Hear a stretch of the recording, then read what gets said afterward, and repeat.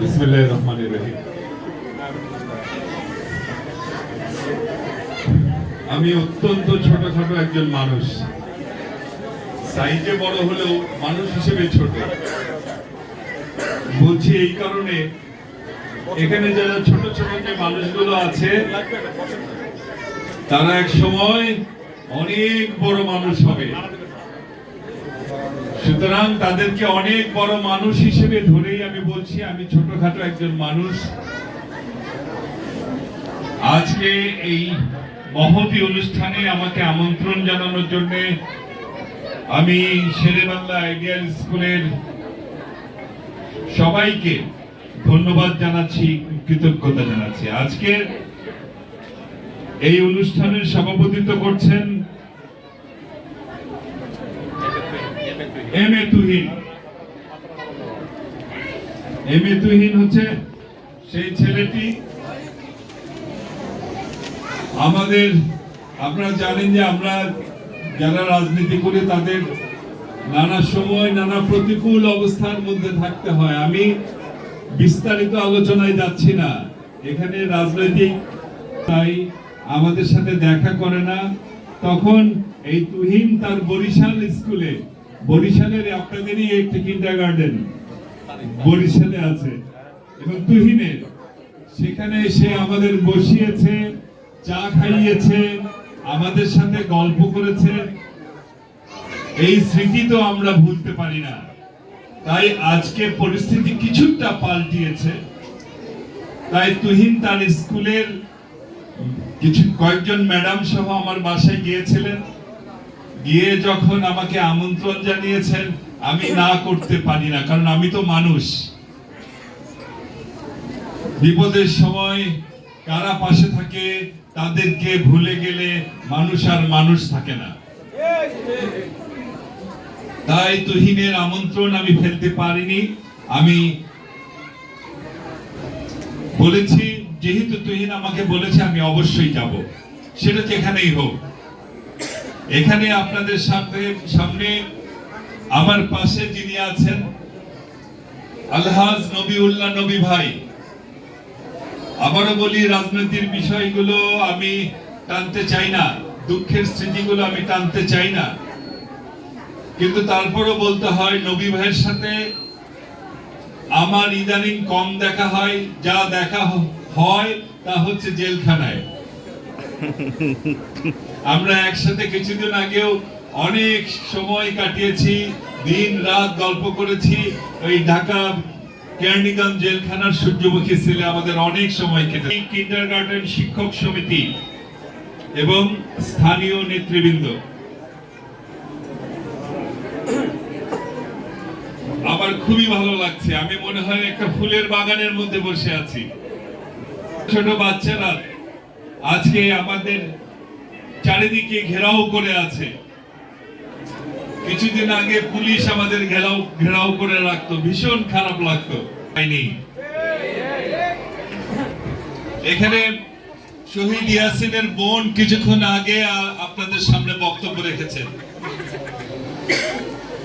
একটি কথা বলেছেন, ইয়াসিন ছিল দায়িত্ববোধ সম্পন্ন একজন মানুষ, একজন ছাত্র। সে তার বাসার বাজার করে দিত, সে তার মা বাবার ওষুধ কিনে আনত, সে তার মা বাবার মশারি, ঘুমানোর সময় মশারি টাঙিয়ে দিত।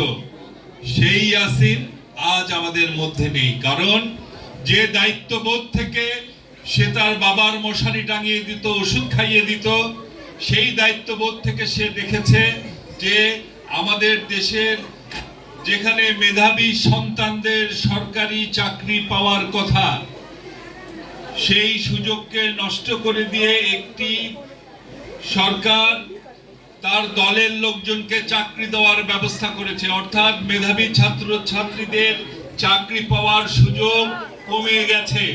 এটি একটি অন্যায়। সুতরাং এই সমাজের একজন দায়িত্ববান সন্তান হিসেবে আমি ঘরে বসে থাকতে পারি না, আমার উচিত এর প্রতিবাদ করা। এবং সেই দায়িত্ববোধের জায়গা থেকেই সে রাজপথে গিয়েছিল, প্রতিবাদ জানিয়েছিল এবং সর্বোচ্চ ত্যাগ সর্বোচ্চ ত্যাগ কি? নিজের জীবনকে বিলিয়ে দেওয়া। সে নিজের জীবনকে বিলিয়ে দিয়েছে সত্যের জন্য এবং ন্যায়ের জন্য। সুতরাং এখানে ছাত্রছাত্রী ভাই বোনেরা যারা আছেন, তোমাদের সামনে বলবো, তোমাদের সামনে একটি উদাহরণ হচ্ছে ইয়াসিন।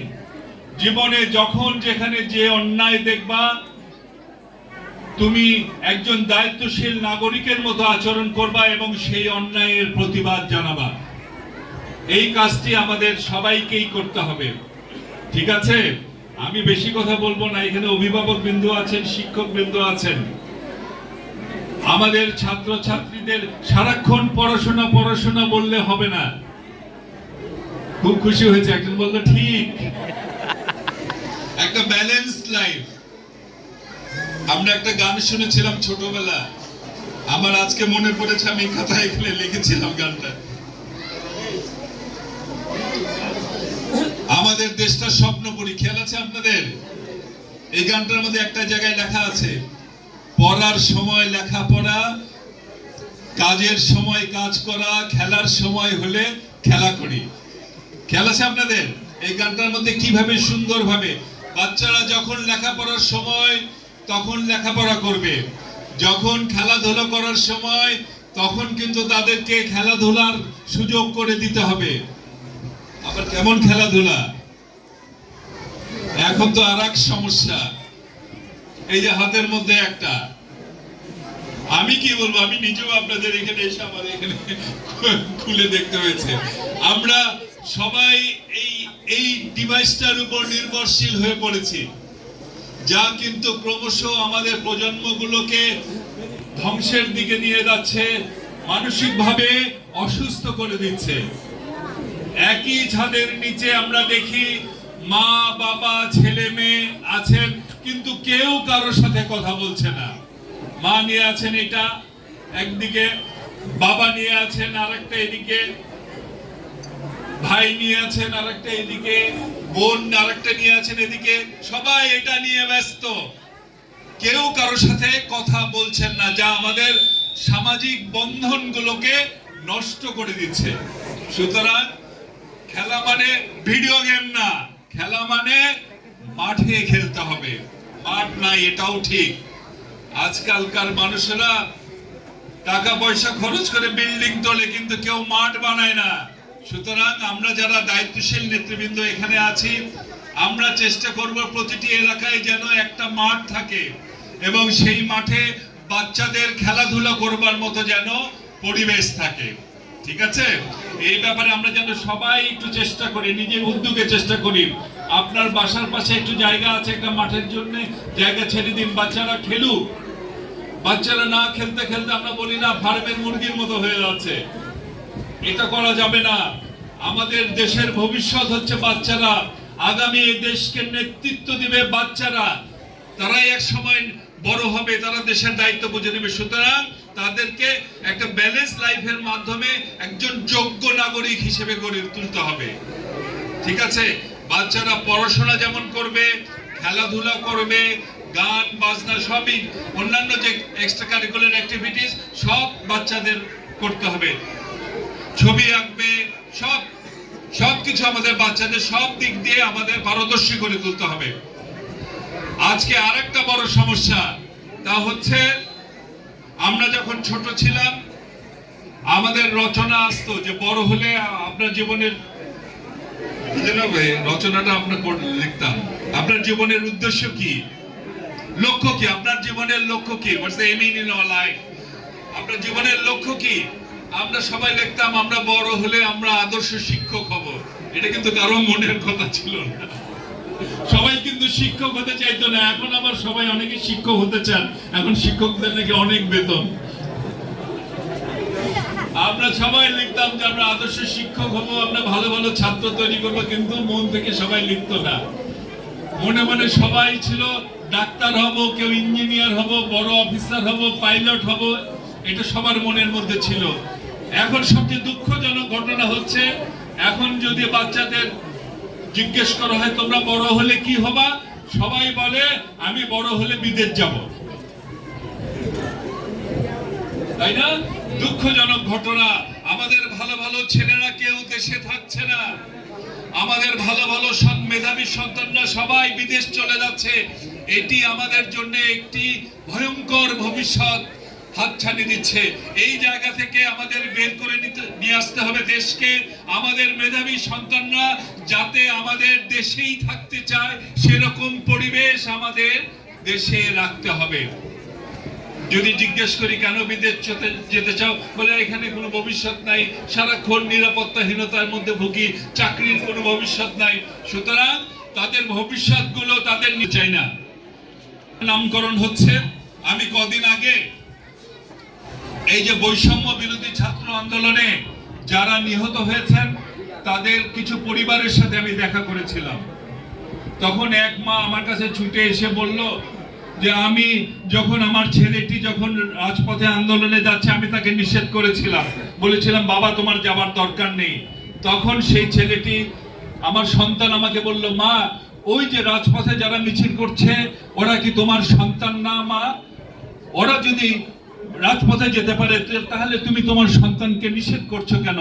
তখন মা বলল আমি আমার সন্তানকে এরপর আর নিষেধ করতে পারিনি। সেই সন্তান রাজপথে গিয়েছিল এবং সে শহীদ হয়েছে। যে শহীদরা সর্বোচ্চ ত্যাগ করেছেন দেশের জন্য, জাতির জন্য, তারা সব সময় আমাদের মাথার মুকুট হয়ে থাকবেন। এই ইয়াসির সব সময় এই স্কুলের সব ছাত্র ছাত্রীদের মুকুট হয়ে থাকবে, তাই না? ঠিক আছে? আমাদের ছোট বোনেরা, ছোট ভাইয়েরা মনে রাখবা, তোমরা সব সময় ইয়াসির যেভাবে দেশের জন্য জীবন দিয়েছে, দেশের প্রয়োজনে, জাতির প্রয়োজনে, ন্যায়ের প্রয়োজনে, সত্যের প্রয়োজনে সব সময় ত্যাগ স্বীকার করবার মতো মানসিকতা তোমরা রাখবা। আর কখনো অসৎ পথে নিজেকে পা বাড়াবা না। অসৎ পথ জীবনে বহুবার তোমাদের হাতছানি দিবে, বলবে এখানে সুখ আছে, শান্তি আছে। কখনো অসৎ পথে পা বাড়াবা না, নিজেকে দেশের সম্পদ হিসেবে তৈরি করবা। ঠিক আছে? আমি আবারও শহীদ ইয়াসিরের স্মৃতির প্রতি গভীর শ্রদ্ধা জানাচ্ছি। শহীদ ইয়াসির আমাদের মাঝে আছে এবং আজীবন শহীদ ইয়াসিররা আমাদের মাঝে থাকবে। আমাদের আগামী দিনের চলার পাথেয় হিসেবে তারা থাকবেন। এই এলাকায় আমরা আন্দোলনের সময় দেখেছি এই অঞ্চলটি, এই যাত্রাবাড়ি অঞ্চলটি ছিল যেন যুদ্ধক্ষেত্র। তার মানে এই যাত্রাবাড়ি অঞ্চলে প্রতিবাদী মানুষের বিচরণ বেশি। এই যাত্রাবাড়ি